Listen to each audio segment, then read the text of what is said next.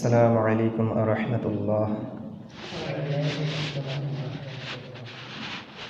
إن الحمد لله نحمده ونستعينه ونستغفره ونؤمن به ونتوكل عليه ونعوذ بالله من شرور أنفسنا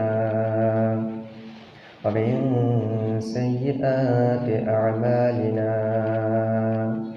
من يهد الله فلا مضل له ومن يضلل فلا هادي له وأشهد أن لا إله إلا الله وأن محمدا عبده ورسوله الذي أرسله بالحق بشيرا ونذيرا وداعيا إلى الله بإذنه وسراجا منيرا. فقد قال الله تعالى في كلامه المجيد وفي الفرقانه الحميد: أعوذ بالله من الشيطان الرجيم. بسم الله الرحمن الرحيم. تبت يدا أبي لهب وتب ما أغنى عنه ماله وما كسب سيصلى نارا ذات لهب وامرأته حمالة الحطب في جيدها حبل من مسد. فقال رسول الله صلى الله عليه وسلم: إن العلماء ورثة الأنبياء، أو كما قال النبي صلى الله عليه وسلم. وقال الله تعالى في آية أخرى: إن الله وملائكته يصلون على النبي يا أيها الذين آمنوا صلوا عليه وسلموا تسليما. اللهم صل على محمد وعلى آل محمد كما صليت على إبراهيم وعلى آل إبراهيم إنك حميد مجيد. اللهم بارك على محمد وعلى آل محمد كما باركت على إبراهيم وعلى آل إبراهيم إنك حميد مجيد. আলহামদুলিল্লাহ, সমস্ত প্রশংসা আল্লাহ সুবহানাহু ওয়া তাআলার, যিনি আমাদেরকে দুনিয়ার সমস্ত কাজ কাম ফিতনা ফাসাদ থেকে ফারেক করে এই দুনিয়ার সর্বশ্রেষ্ঠ জায়গা মসজিদ, এখানে আসার বসার সুযোগ করে দিয়েছেন। এই জন্য আমরা শুকরিয়া আদায় করি। আলহামদুলিল্লাহ। আমরা তো সবাই আমাদের নবী মুহাম্মদ রাসূলুল্লাহ সাল্লাল্লাহু আলাইহি ওয়াসাল্লামকে ভালোবাসি, তাই না? আমাদের নবীকে ভালোবাসি তো আমরা। আমাদের এখন কি নবী আছে? নবী কি বর্তমান জামানায় আছে? নবী নাই, কিন্তু নবী তার ওয়ারিশ রেখে গেছেন। আল্লাহর নবী চলে গেছেন, কিন্তু তার স্থলে তার উত্তরাধিকারীকে রেখে গিয়েছেন। তাদেরকে ভালোবাসি, ভালোবাসি তো।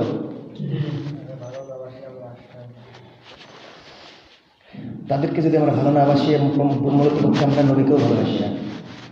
আল্লাহর নবী বলে গেছে যে এখানে আমি রেখে গেলাম অমুককে। মনে করেন কথার কথা, আজকে আমি থাকলাম না, জুমায় থাকলাম না, আমি বলে গেলাম আমি আজকে থাকতে পারতেছি না, আজকের নামাজের ইমামতি অমুক করবেন। তার সাথে যদি আপনি দুর্ব্যবহার করেন, মূলত আমার সাথে দুর্ব্যবহার করা।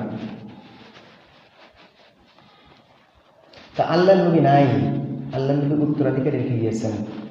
তার সাথে দুর্ব্যবহার করা, তাদেরকে এনকারেজ করা, তাদেরকে ঘৃণা করা, তাদের উপরে হিংসা করা, বিদ্বেষ করা, তাদেরকে অপবাদ দেওয়া, তহমাত দেওয়া, মূলত কথা আল্লাহ রসুলকেই সেই অপবাদ তহমাত দেওয়া। কেন আল্লাহ নবী বলে গেছে, উত্তরাধিকারী রেখে গিয়েছেন। আজকে আপনাদের সামনে সূরা লাহাবের কিছু আলোচনা করব ইনশাআল্লাহ। আল্লাহ নবী সাল্লাল্লাহু আলাইহি ওয়াসাল্লাম মক্কার মানুষদেরকে দেখলেন আল্লাহ ভুলে গেছে, তারা আল্লাহকে ডাকে কিন্তু আল্লাহর সাথে শরীক করে। কুসংস্কার, অপসংস্কৃতি, জাহেলিয়াতের সমস্ত আল্লাহর বিধান বলে নিজেদের মন গড়া বিধান দিয়ে তারা রাষ্ট্র পরিচালনা করে, সমাজ পরিচালনা করে, নিজেদের মত মতো চলে। আল্লাহ নবী দেখলেন যে এই অবস্থা যদি চলতে থাকে এরা তো নিশ্চিত জাহান্নামে যাবে, নিশ্চিত। আল্লাহ নবী চিন্তাগ্রস্ত হইয়া গারে হেরায় ধ্যানমগ্ন হওয়ার পরে 40 বছর বয়সে নবুয়ত প্রাপ্তি হলেন। নবুয়ত প্রাপ্তির 3 বছর যাবৎ তিনি ঘরোয়াভাবে গোপনে গোপনে দাওয়াত দিলেন। এরপরে আল্লাহ সুবহানাহু ওয়া তাআলা আল্লাহ নবীকে বললেন, ওয়া আনযির আশীরাতাকাল আকরাবিন। আল্লাহ রাসূল সাল্লাল্লাহু আলাইহি ওয়াসাল্লাম 3টা বছর গোপনে দাওয়াত দেওয়ার পরে আল্লাহর পক্ষ থেকে ঘোষণা আসলো, ইয়া রাসূলুল্লাহ ওয়া আনযির আশীরাতাকাল আকরাবিন। আপনি আপনার নিকট আত্মীয়দেরকে আল্লাহর ভয় দেখান, আখিরাতের ভয় দেখান, জাহান্নামের ভয় দেখান, তাদেরকে সতর্ক করেন। তারা তো আল্লাহর পথে ফিরে আসতেছে না, আল্লাহর সাথে নাফরমানি করতেছে, আল্লাহর হুকুম মানতেছে না। ও নবী, আর গোপনে গোপনে দাওয়াত দেওয়ার দরকার নেই, প্রকাশ্যে আপনি আপনার নিকট আত্মীয়দেরকে দাওয়াত দিন। আল্লাহর নবী মুহাম্মদুর রাসূলুল্লাহ সাল্লাল্লাহু আলাইহি ওয়াসাল্লাম আল্লাহর এই ঘোষণা শোনার পরে তিনি মানুষদেরকে দাওয়াত দেওয়ার জন্য সাফা পর্বতের চূড়ায় উঠে গেলেন। উঠে কওমের নাম ধরে বললেন, ও কওমবাসী, ও মক্কাবাসী, তোমরা সবাই আসো, গুরুত্বপূর্ণ একটা সংবাদ আছে, সবাই চলে আসো। সবাই চলে গেলেন আল্লাহ নবীর আহ্বানে সাড়া দিয়ে। কি গুরুত্বপূর্ণ একটি কথা বলবেন। সাফা পর্বতের উপরে উঠে আহ্বান করা মানে কি বিশাল বড় একটা গুরুত্বপূর্ণ কথা, ভয়ঙ্কর একটি কথা হবে হয়তো বলবেন।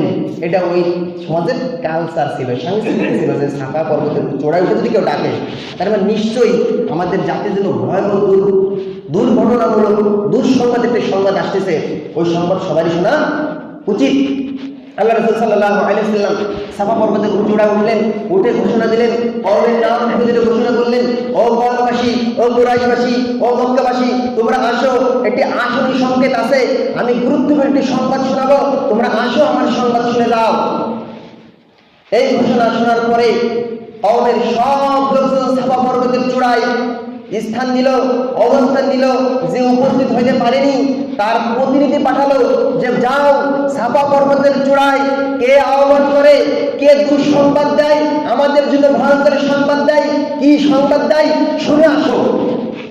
সবাই আসছে, মক্কাবাসী আসছে, যারা আসতে পারে নাই তারা প্রতিনিধি প্রেরণ করেছে। আল্লাহর নবী তাদের উদ্দেশ্য করে বলেন, ও জাতি, তোমরা কি আমার কথা বিশ্বাস করো? হ্যাঁ, তোমার কথা বিশ্বাস করি। তুমি 40 বছর পর্যন্ত কোনো মিথ্যা কথা বলোনি, তোমার কথা আমরা অবশ্যই বিশ্বাস করব। তিনি বললেন, ও জাতি, আমি যদি বলি পাহাড়ের চূড়ায় একটা ভয়ঙ্কর শত্রু আছে, তোমাদেরকে যে কোনো মুহূর্তে হামলা করবে, তোমরা কি তাই বিশ্বাস করো? হ্যাঁ, অবশ্যই বিশ্বাস করি, তুমি তো আল আমিন। আল্লাহ নবী ঘোষণা করলেন, কুলু লা ইলাহা ইল্লাল্লাহ তুফলিহু। ও জাতি, তোমরা লা ইলাহা ইল্লাল্লাহ মেনে নাও, আল্লাহকে এক আল্লাহ হিসেবে মেনে নাও, আমি মুহাম্মদকে নবী হিসেবে মেনে নাও। যদি তোমরা আমাকে নবী হিসেবে মানতে পারো, আল্লাহকে আল্লাহ এক আল্লাহ হিসেবে মানতে পারো, তবে তোমরা জান্নাতে যাইবা। আর যদি তা না মানো, চির অদুখী, চির ভয়ঙ্কর জায়গা জাহান্নাম তোমাদের জন্য অপেক্ষা করতেছে। এই ঘোষণা শোনার সাথে সাথে আবু লাহাব বলুন, লাব্বাল্লাকা লিহাযা জামাআতানা, ও মুহাম্মদ, এটাই কি তোমার গুরুত্বপূর্ণ সংবাদ? এটার জন্য কি তুমি আমাদেরকে ডেকেছো? তাব্বাল লাকা লিহাযা জামাআতানা, এটাই যদি তোমার চূড়ান্ত সিদ্ধান্ত হয়, এটাই যদি তোমার ভয়ঙ্কর কথা হয়ে থাকে, তাব্বাল লাকা, তোমার ধ্বংস হোক এই জামায়াতের জন্য। এতটুকু কথার জন্য আমাদের জবাব করেছো? এই কথার জন্য তুমি ধ্বংস হয়ে যাবে। আবু লাহাব আল্লাহর নবীকে উদ্দেশ্য, তাব্বাল লাকা লিহাযা জামাআতানা, এই জন্য যদি তুমি আমাদের একত্রিত করে থাকো, তুমি ধ্বংস হয়ে যাও মুহাম্মদ, তুমি ধ্বংস হয়ে যাও। এতটুকু কথা, এতটুকু কথার জন্য আমাদের জবাব কাজ করে সব ফেলে দিয়েছি যে আজকে বাইরে প্রতিনিধি ফেলে দিয়েছে। তোমার এতটুকু কথা, এতটুকু কথা তার পছন্দ হলো না, এতটুকু কথা তার পছন্দ হলো না। আবু লাহাব আল্লাহ নবীর বিরুদ্ধে শত্রুতা পোষণ করা শুরু করে দিল। আল্লাহ নবীকে বদদোয়া দেয় আবু লাহাব আল্লাহ নবীকে বদদোয়া দিল। তার এই ওয়াজ পছন্দ হলো না। এতটুকু ওয়াজ, এইটুকু কথা, সব কাজ কাম ভালো চলে আসছি, এতটুকু কথা, তুমি ধ্বংস হয়ে যাবো, তুমি ধ্বংস হয়ে যাবো। এই আবু লাহাব আল্লাহ নবীকে অত্যন্ত ভালোবাসতেন, অত্যন্ত ভালোবাসতেন। আল্লাহ নবী দুনিয়ায় আসছেন, আসার পরে এই আবু লাহাব তার দাসীকে তিনি আজাদ করে দিয়েছিল। খুশি, এত খুশি, আমার ভাতিজা হয়েছে মুহাম্মদ, খুশি খেলায় তার দাসীকে আজাদ করে দিয়েছেন। খুশি খেলায় জায়গায় জায়গায় বলে যে আমার ভাই আব্দুল্লাহ নির্বংশ নয়, তার সন্তান হয়েছে, তার বংশের আলো জ্বলে উঠেছে, প্রদীপ বাতি জ্বলে উঠেছে। কি খুশি, জায়গায় জায়গায় বলে। এত খুশি, এত ভালোবাসে, এত মোহাব্বত মুহাম্মদের সাথে। আল্লাহ নবীর দুই কন্যা, দুইটা মেয়ে আবু লাহাবের দুই ছেলের সাথে বিবাহ দিয়েছে। দুই ছেলের সাথে বিবাহ, এত ভালো সম্পর্ক। নবুয়ত প্রাপ্তির আগ পর্যন্ত তাকে ভালোবাসে, তার সুনাম গায়, তার কল্যাণ কামনা করে। এমনকি তার নিজের ছেলের সাথে, দুই ছেলের সাথে আল্লাহ নবীর দুই মেয়েকে বিবাহ দিয়েছে। যেদিন ঘোষণা করলেন, ও জাতি তোমরা ধ্বংস হয়ে যাবা, তোমরা একত্ববাদের কথা মেনে নাও, আমাকে নবী হিসেবে মেনে নাও, তখন থেকে আবু লাহাব আল্লাহ নবীর বিরুদ্ধে ষড়যন্ত্র করা শুরু করে দিল। কত ভালোবাসা কোথায় চলে গেল? এতদিন খুব ভালোবাসে, আজকে যেই হক কথা বলেছে, আল্লাহর কথা বলেছে, তখনই তার শত্রু হয়ে গেছে। যখনই আল্লাহ নবী তাকে সঠিক দাওয়াত দিল, এক নম্বর শত্রুতা শুরু করে দিল, তাকে তাব্বাল লাকা লিহাযা জামাআতানা থেকে বদদোয়া করলো, ভর্ৎসনা করলো। দুই নম্বরে তার দুইটা সন্তান ছিল, আল্লাহ নবীর দুই মেয়েকে বিবাহ করাইছিল, সাথে সাথে তালাক দিয়ে দিল। আব্বার অর্ডারে সন্তান তালাক, মুহাম্মাদের দুই মেয়ে আমার ঘরে থাকতে পারবে না, তালাক হয়ে গেল। তালাক। আল্লাহ নবী আল্লাহর হুকুম বাস্তবায়ন করার জন্য দাওয়াতি কাজ করেন। মক্কা শহরে একটি বাজার আছে, ওই বাজারে আল্লাহ নবী দাওয়াত দিতে গেলেন। আল্লাহ নবী দাওয়াত দিচ্ছেন মানুষদেরকে, আর আবু লাহাব পিছে পিছে যায়। মুহাম্মদ কোথায় যায় দেখে, মুহাম্মদ আল্লাহর দাওয়াত দিচ্ছে, কর্তব্যের দাওয়াত দিচ্ছে, ইসলামের দাওয়াত দিচ্ছে। ওই আবু লাহাব আল্লাহ নবীর গায়ে পাথর মেরে মেরে রক্তাক্ত করেছে। আল্লাহ নবী নামাজ পড়তে যায় কাবার চত্বরে, আবু লাহাব ইন্ধন দিয়ে আল্লাহর নবীর ঘাড়ে নাড়ি ভুড়ি, উটের নাড়ি ভুড়ি কবর তার মাথায় চাপা দেয়। শত্রুতা এইভাবে পোষণ করে। আল্লাহ সুবহানাহু ওয়া তাআলা তার এই অপপ্রচার, অপবাদ, মিথ্যাবাদী, তহমত, তাকে আঘাত দেওয়া, কষ্ট দেওয়া আল্লাহ সহ্য করতে পারলেন না। আল্লাহ সূরা লাহাব নাযিল করলেন, তাব্বাত ইয়াদা আবি লাহাবিন ওয়া তাব। এই আবু লাহাব আল্লাহ নবীকে ধ্বংসের কথা কয়, আল্লাহ নিজে কয় তাব্বাত ইয়াদা আবি লাহাবিন ওয়া তাব। আবু লাহাব নিজে ধ্বংস, তার দুই হাত সহ সে নিজেই ধ্বংস হয়ে গেছে। আল্লাহ ঘোষণা করে দিলেন। তাহলে আল্লাহ নবীর বিরুদ্ধে যারা অবস্থান দেয়, আল্লাহ সরাসরি তার বিরুদ্ধে অবস্থান নেয় নাই তো নাকি? আল্লাহ ঘোষণা করে আবু লাহাব তাব্বাল লাকা লিহাযা জামাআতানা, আবু লাহাব কয় মুহাম্মদ এই জন্য জমান করতে তুমি ধ্বংস হয়ে যাও। আর আল্লাহ আসমান থেকে আয়াত নাযিল করে বলে তাব্বাত ইয়াদা আবি লাহাবিন ওয়া তাব। তাব্বাত লাকা বলে আবু লাহাব, আল্লাহ কয় তাব্বাত ইয়াদা, আবু লাহাবের দুই হাত ধ্বংস হয়ে যাক। আবু লাহাবের দুই হাত মানে কি? এই ইহকালীন জীবন, পরকালীন জীবন, এই হাত সব ধ্বংস হয়ে যাক, সে নিজে সব ধ্বংস হয়ে যাক। আল্লাহ ঘোষণা করে মা আগনা আনহু মালুহু ওয়া মা কাসাব। আবু লাহাবের অনেক সম্পদ ছিল, তার সন্তান ছিল। আল্লাহ সুবহানাহু ওয়া তাআলা বলে, এই যে আল্লাহর নবীর সাথে দুশমনি করা শুরু করে দিল, আল্লাহর নবীর সাথে শত্রুতা করা শুরু করে দিল, ওই আবু লাহাবের দুনিয়ায় যত সম্পদ অর্জন করেছিল, ওই আবু লাহাব যত সন্তান জন্ম দিয়েছে, ওই সম্পদ তার কোনো কাজে আসবে না, তার সন্তানগুলো কোনো কাজে আসবে না। বদর যুদ্ধের পরে মক্কার কুরাইশরা শোচনীয় পরাজয় হওয়ার পরে কিছুদিন পরে এই আল্লাহর বদদোয়া, আল্লাহর যে ঘোষণা বাস্তবে হাড়ে হাড়ে কাজে একেবারে পায়ে টু পায়ে লেগে গিয়েছে।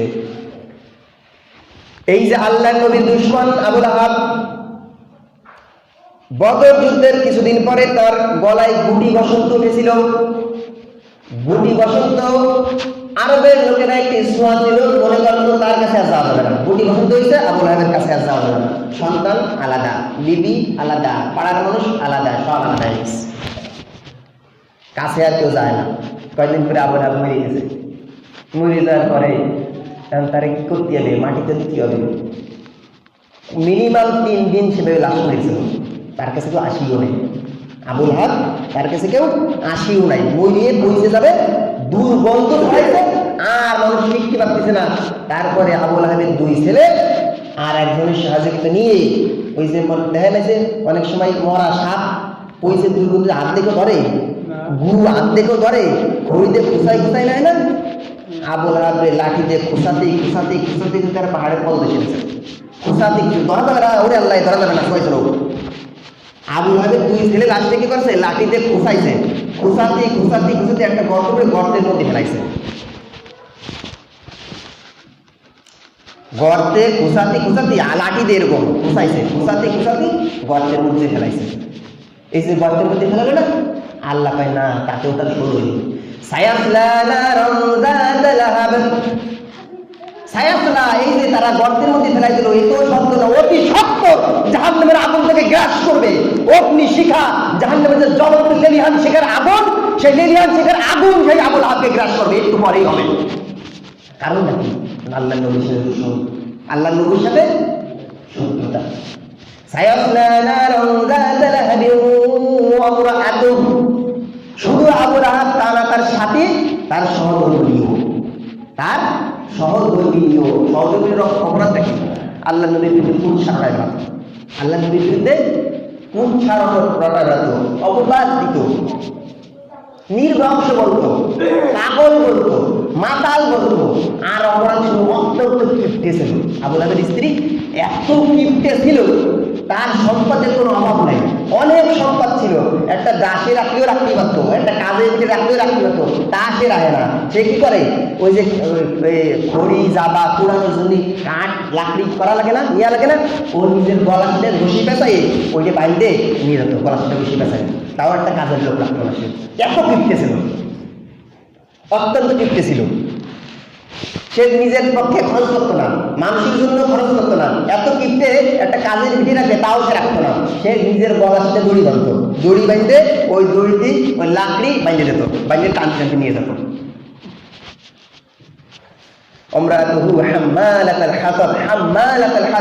যে কাঠের লাকড়ি বহনকারী, কিরা? আবু লাহাবের স্ত্রী। আর হাম্মালাতুল হাতাব অর্থ তহমত দানকারী, কুচ্ছা রটনাকারী। এই 3টা অর্থ, তহমত দানকারী, কুচ্ছা রটনাকারী আর লাকড়ি বহনকারী। এই যে লাকড়ি বহনকারী, সেও ওই আগুনে জ্বলে। আর কি হবে, এই যে দুনিয়ায় যেমন লাকড়ি তার গলায় পেঁচাই নিয়ে যেত, ওই কিয়ামতের ময়দানেও তাকে গলায় রশি, টাকান রশি পেঁচায়ে টানতি জাহান্নামে নিয়ে যাবে। টানতি কেমন নিয়ে যাবে? কারণটা কি, তার অপরাধটা কি? সে আবু লাহাবে উচ্চারণা দিত মোহাম্মদের বিরুদ্ধে, আর সেই আবু লাহাব ফালাতো, আল্লাহ নবীর বিরুদ্ধে ফালাফালি করতো, উচ্চারণা করে বেড়াত, মারামারি, মানে শত্রুতা যত আছে সমস্ত শত্রুতা দুশ্মনী আবু লাহাব করতো। আর ইন্দুলতা ছিল তার স্ত্রী। এই কারণে আবু লাহাব ধ্বংস, তার স্ত্রীও ধ্বংস। আবু লাহাব দুনিয়ায় লাঞ্ছনা গঞ্জনা পেয়েছে, মরার পরও জ্বলন্ত আগুনে পুড়বে, আর তার স্ত্রীও জ্বলন্ত আগুনে পুড়বে। আল্লাহ নবীর বিরুদ্ধে কুচ্ছারণা করেছে। আজকে জামানে কুচ্ছারণা কি আছে? আছে না? কোরআনের পক্ষে কথা বলে কুচ্ছারণা আছে না? হুজুররা ওয়াজ করতে আসে, কোনো ওয়াজ পছন্দ না হলে খেপে যায় হুজুর বিরুদ্ধে। কতটা মানে কতটা হতভাগা হইলে পারে হুজুরদের বিরুদ্ধে কুচ্ছারণা থাকে, কতটা হতভাগ্য হইলে, এত হতভাগা। হুজুরের ওয়াজ সবসময় কি আপনার স্ত্রীর রান্না ভালো হয়? সবসময় স্ত্রীর রান্না ভালো লাগে? স্ত্রী ভাত রান্না সবসময় কি ভালো হয়? সবসময় স্বাদ সমান রকমের হয়? হুজুররা মাঠে মাঝে ওয়াজ করে সবসময় ওয়াজ ভালো হবে সম্ভব? কোনোদিনও সম্ভব? সব সময় একই হুজুর, যত বড় হুজুর সব সময় ওয়াজ ভালো হবে, এগুলো সম্ভব? কিছু সময় ভালো হবে, কিছু সময় একটু কম ভালো হবে, এটাই স্বাভাবিক, এটাই প্রাকৃতিক নিয়ম। কেউ তার আল্লাহ তাআলা হয়ে যায়নি, কেউ তার নবী হয়ে যায়নি, শুধুমাত্র নবী এত গুরুত্বপূর্ণ সংবাদ সব কাজ ফেলে চলে আইছে জাতি তোমরা লা ইলাহা ইল্লাল্লাহ ঘোষণা করো। এতটুকু আজকে যদি মানুষ হুজুরকে যদি দাওয়াত দিত, এত বড় বিশাল বড় মাহফিল হবে, ওই মাহফিলের ক্ষেত্রে বক্তারা কি কয়, ও জাতি তোমরা লা ইলাহা ইল্লাল্লাহ মেনে নাও, সকলের ওয়াজ শেষ, হুজুরে মারবে। আজকের মানুষই মারবে, মারবে ধরে ধরে মারবে। এই জমিটা কিছু এই শুনতে আইছি, আমরা তো বাবার কথা শুনবো, কিস্তা কাহিনী শুনবো, একটু কানবো, একটু হাসবো, একটু কৌতুক করবো, একটু নাটক করবো, এই জন্যই ওয়াজ।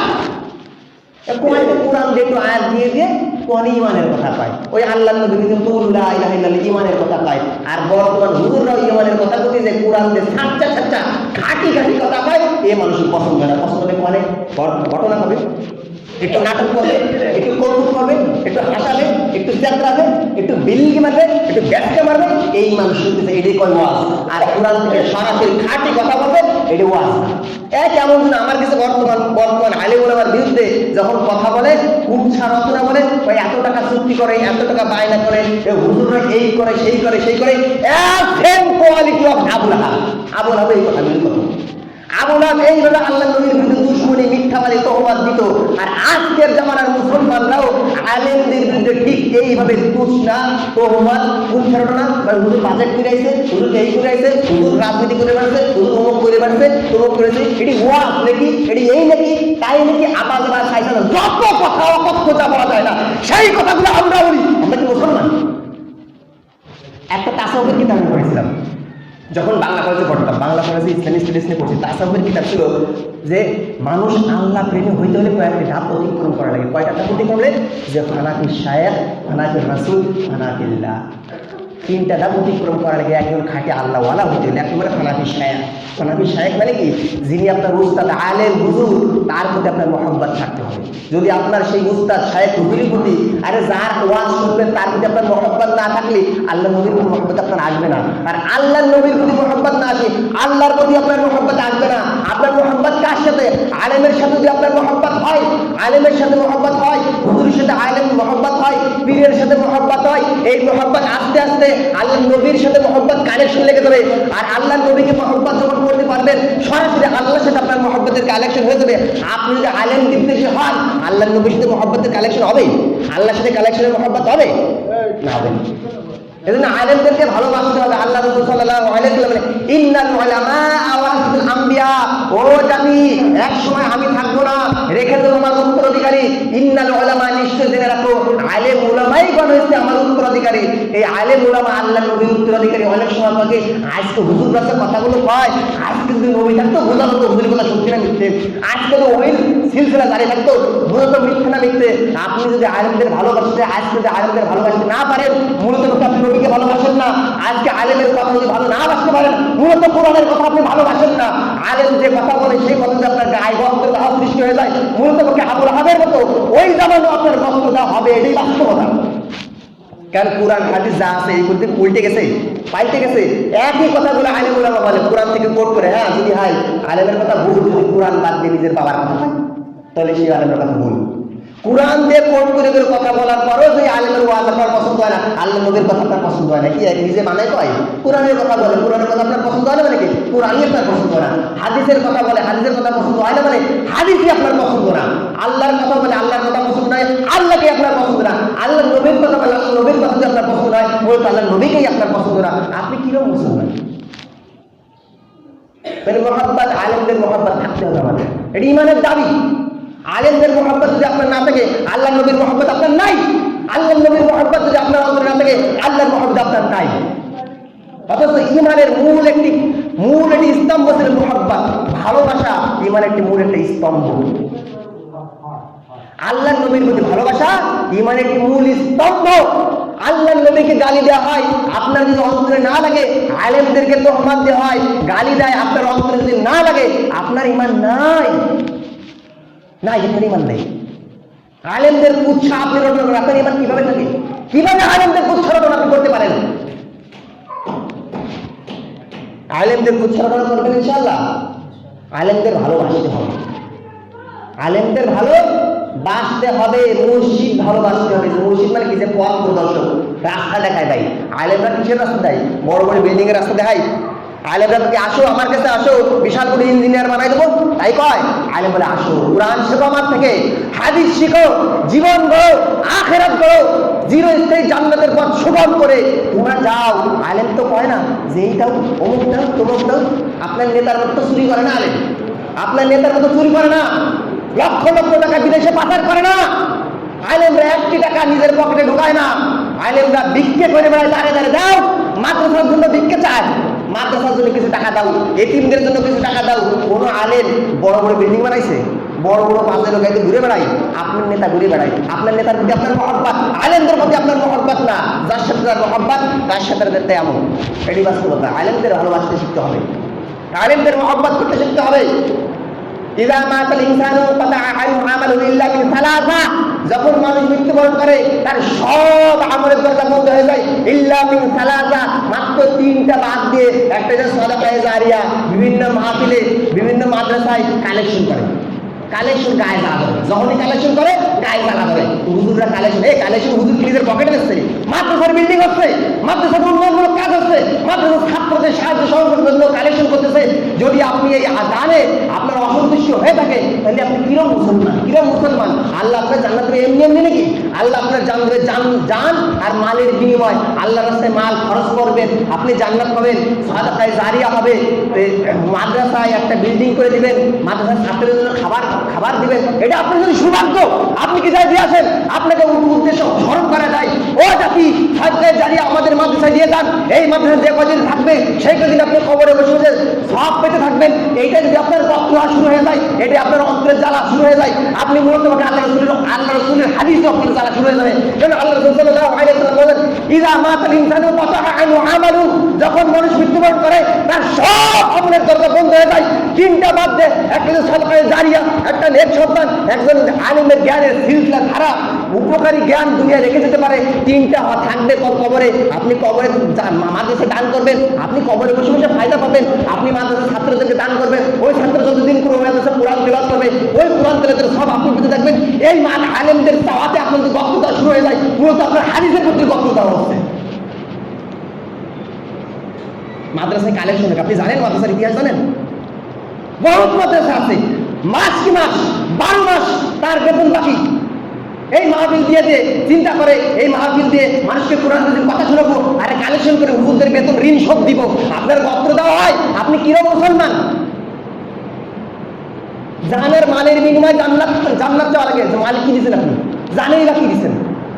হুজুররা একটা সুযোগ তৈরি করেছিল মাদ্রাসা করে, মাদ্রাসায় দান করেন, মরে যাবেন, কি করতেছেন না করতেন ঠিক আছে, আপনার আমল কতটুকু কবুল হচ্ছে এর কোনো গ্যারান্টি আছে? ঠিক আছে, আপনি যে নামাজ পড়তেছেন আমল কবুল হচ্ছে কিনা এর কোনো গ্যারান্টি আপনার আছে?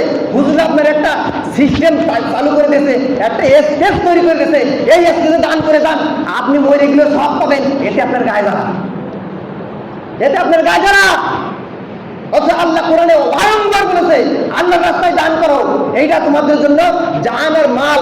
যখন আপনি টাকা দিবেন আল্লাহর রাস্তায়, যখন আপনি জীবন শ্রম দিবেন আল্লাহর রাস্তায়, এইটাই আল্লাহর সাথে চুক্তি করেছেন। জান আর মালের বিনিময়ে আপনি পাবেন জান্নাত। আর 2 টাকা চাই আপনার গায়ে জ্বালা, আপনি কি জান্নাত কামনা করেন? আপনি কি জান্নাত কামনা করেন? আপনি জান্নাত কামনা করছেন, কেন করেন না? আপনি হুজুররা মাদ্রাসায় 2 টাকা চাই, আপনার রক্ত দাস হয়ে যায়, আপনি জান্নাত কামনা করেন না। হুজুররা কোরআনের হক কথা বলে, আপনার রক্ত দাস হয়ে যায়, গায়ে জ্বালা শুরু হয়ে যায়, আপনি জান্নাত কামনা করেন না। অনেক আছে, আছে যে আল্লাহর রাস্তায় দান করা, আল্লাহর রাস্তায় জীবন দেওয়া, আল্লাহর রাস্তায় জান দেওয়া, এই জান মালের বিনিময়ে আল্লাহর কাছে জান্নাত খরিদ করে নিতে হবে আমাদেরকে, আর আমরা তা করি না। ভালো কথাগুলো বলে, হুজুররা ভালো কথা বলে, কোরআন হাদিসের কথা বলে, সেখানে ওই গাছটি না, হুজুররা খালি ব্যবসা সৃষ্টি করেছে, ব্যবসা ব্যবসা করে কয়তলা বিল্ডিং করেছে। কোন হুজুর কয়তলা বিল্ডিং করেছে ব্যবসা করে? আপনি কয় টাকা দিয়েছেন? আপনি হিসেব করে দেন আপনি জীবনে কয় টাকা দান করেছেন, কয় টাকা দান করেছেন? ওমর ফারুক রাদিয়াল্লাহু তাআলা আনহু, আবু বকর সিদ্দিক রাদিয়াল্লাহু তাআলা আনহু, উসমান গনি রাদিয়াল্লাহু তাআলা আনহু, ওই রকম দান যদি আপনাকে করতে বলা হতো, ও ভাই যুদ্ধের ময়দানে এখন যে যা করে আনো, আবু বকর সিদ্দিক রাদিয়াল্লাহু সব সম্পদ যদি আইনে দিত, উসমান রাদিয়াল্লাহু অর্ধেক সম্পদ আইনে দিতে দিত, আপনার কিন্তু ওই কত মুসলমান দলে দলে মুসলমান থেকে আমার মনে খালি যেত। হুজুররা খালি এটা হাসায়, হুজুররা খালি এটা হাসায়। আল্লাহ আমাদেরকে সঠিক বোঝার তৌফিক দান করুন।